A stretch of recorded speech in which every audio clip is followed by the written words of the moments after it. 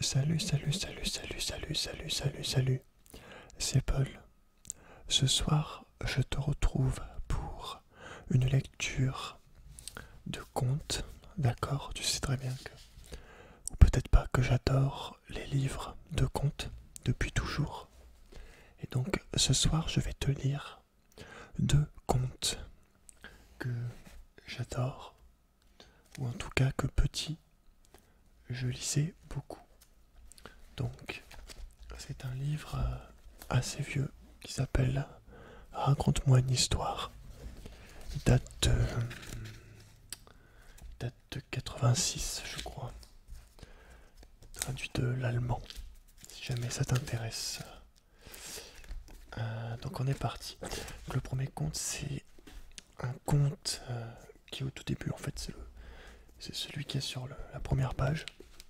C'est principalement pour ça que je l'avais beaucoup lu petit. Parce que petit, tu sais, t'as les images et tout.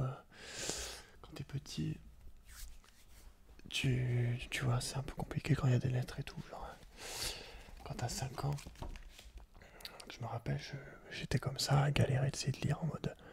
Alors, tu vois, je comprenais rien. J'étais complètement con, on va le dire. Enfin, pas complètement con, j'étais. Attention, le micro qui tombe. J'étais très jeune, quoi. Alors, oui, donc aussi, tu peux voir que j'ai mis des chaussettes. Car ma mère est un hobbit.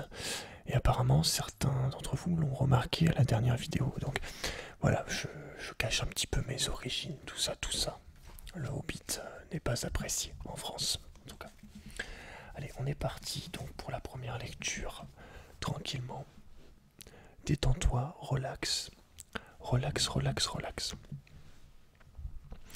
C'est parti, je vais tenir un peu le micro comme ça pour être sûr qu'il tombe pas. Alors, le marchand de sable. Le soir venu, le marchand de sable arrive sans bruit. Il sort un peu de sable de son sac et il le jette doucement dans les yeux des enfants. Aussitôt, les enfants se sentent fatigués. Le marchand de sable est passé, disent leurs parents, mais personne ne l'a jamais vu. Simon et Lucie aimeraient bien rencontrer le marchand de sable, mais rien à faire. Ils ont beau essayer de fermer très fort les yeux pour ne pas recevoir le moindre petit grain de sable. Le marchand de sable est si malin qu'il finit toujours par arriver à les endormir. Quand Simon et Lucie se réveillent, la nuit s'est déjà enfuie. « Oh, regarde ce petit oiseau !» s'écrie un matin Lucie. « Il est entré dans la maison et il ne trouve plus la sortie, dit Simon. » Les deux enfants l'attrapent aussitôt et le mettent dans une cage pleine de petites graines. « Piou, piou, laissez-moi voler !» répète le petit oiseau. Un oiseau qui parle. Avez-vous déjà vu ça? Simon et Lucie ont laissé le petit oiseau s'envoler par la fenêtre. Le soir même, juste avant le dîner, ils sont en train de jouer dans le jardin quand ils entendent une petite voix.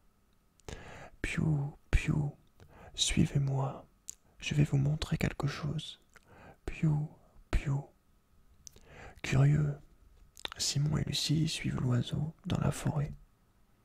Au milieu d'une clairière se tient le marchand de sable, et les petits nains lui apportent du sable pour dormir. « On peut vous aider ?» demande Lucie. « Pourquoi pas ?» répond le marchand de sable.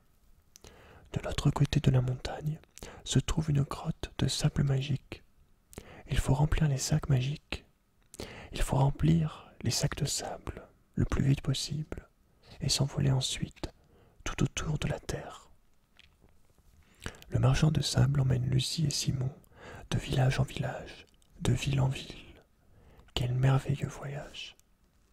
Et le lendemain, quand les deux enfants se réveillent, ils aperçoivent sur leurs oreillers de petits sacs de sable. Donc voilà, le marchand de sable, fournisseur de sable, qui fournit la jeunesse depuis... Oula, désolé. Faudrait que je baisse ça au montage. Qui fournit la jeunesse en sable depuis toujours. Il grave du sable, le garçon en quelque sorte. Bah écoute, c'est parfait, je suis directement sur l'autre compte que je voulais te lire. Donc, celui-là aussi, je l'ai carrément en livre où il n'y a que ce compte dessus. Mais apparemment, il y a aussi là, j'ai remarqué tout à l'heure, donc c'est parfait, il n'y a pas besoin de prendre de livre du coup. Donc, ça s'appelle Le loup et les 7 chevreaux. Il était une fois une chèvre qui avait 7 petits chevreaux. Elle éprouvait pour eux une immense affection. Un jour, elle dit à ses enfants: « Je dois aller dans la forêt chercher de la nourriture. Prenez bien garde aux méchants loups. Il se déguise souvent, mais vous pourrez le reconnaître à sa voix rauque et à ses pattes noires. » Les chevreaux promirent de n'ouvrir à personne, et leur mère s'en alla. Peu après, on frappa à la porte. « Ouvrez, mes enfants, votre mère est de retour. »« Tu n'es pas notre mère, » répondirent les chevreaux. « Elle a la voix claire, mais pas toi. » Le loup courut aussitôt chez l'épicier pour acheter du miel. Il en mangea tant que sa voix devint douce. Il revint chez les chevreaux et les appela si doucement qu'ils crurent que leur mère était vraiment revenue. « Montre-nous ta patte, » demanda pourtant l'un d'eux. Le loup avança sa patte noire.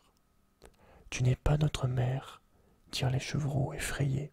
« Elle a les pattes blanches. Tu es le loup. » Rouge de colère, le loup se précipita chez le boulanger pour s'enduire de pâte, puis chez le meunier. Il l'obligea à lui recouvrir les pattes de farine, le menaçant de le manger s'il n'obéissait pas. Pour la 3e fois, le loup arriva devant la maison des chevreaux. Quand ceux-ci entendirent la voix claire et virent la patte blanche, ils ouvrirent la porte. Le loup apparut. Effrayés, ils coururent se cacher sous la table, dans le lit, dans le four, dans la cuisine, dans l'armoire, dans une bassine. Le 7e se dissimula dans l'horloge. Mais le loup finit par les retrouver, tous, excepté le plus jeune, qui était dans l'horloge, et il les avala d'une bouchée. Après son copieux repas, il alla s'étendre sous un arbre à proximité de la maison, et il s'endormit. En rentrant, maman chèvre trouva la maison dans un tel désordre qu'elle s'inquiéta. Elle appela ses enfants, mais personne ne répondait. Enfin, elle entendit une toute petite voix qui venait de l'horloge. « Maman, je suis là. » Maman chèvre vint aussitôt délivrer son cadet et l'embrassa avec joie. Mais lorsqu'il lui raconta comment le loup avait mangé tous ses frères, elle pleura à chaudes larmes. Ils entendirent soudain les ronflements du loup qui se reposait sous le pommier. Maman chèvre courut vers lui. Elle allait lui donner un coup de corne quand elle vit quelque chose bouger dans son ventre. Peut-être l'un de ses enfants était-il encore en vie. Elle demanda au jeune chevreau d'aller chercher les ciseaux, du fil et une aiguille. Le loup dormait toujours. Maman chèvre lui découpa le ventre et, oh, surprise, découvrit les 6 petits chevreaux encore en vie, car le loup les avait avalés si vite qu'il ne leur était rien arrivé. Les enfants embrassèrent joyeusement leur mère, mais le plus âgé dit : « va chercher de grosses pierres pour remplir le ventre du méchant loup. Sitôt dit, sitôt fait. Bientôt, le ventre du loup fut recousu.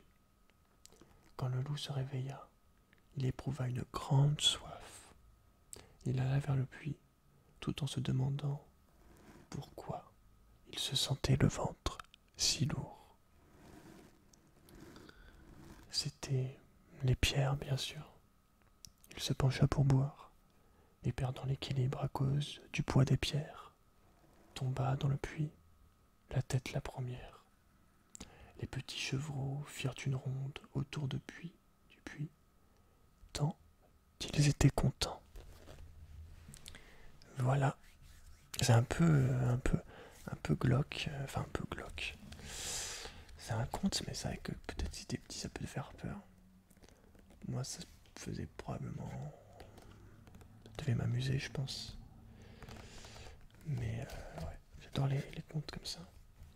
C'est très très agréable à lire, à écouter. Je pourrais t'en lire pendant 1 heure, mais après la vidéo va être trop longue. Je sais pas, je préfère faire une vidéo plus courte. La plupart des gens préfèrent les vidéos courtes. Voilà, il y a tout un tas de contes que je pourrais encore te lire, il n'y a pas de souci. Il n'y a aucun souci, ça me fait plaisir. Voilà, bon. Bah écoute, je te laisse du coup. Prends soin de toi, fais de beaux rêves et on se dit à très très très bientôt. Allez, salut.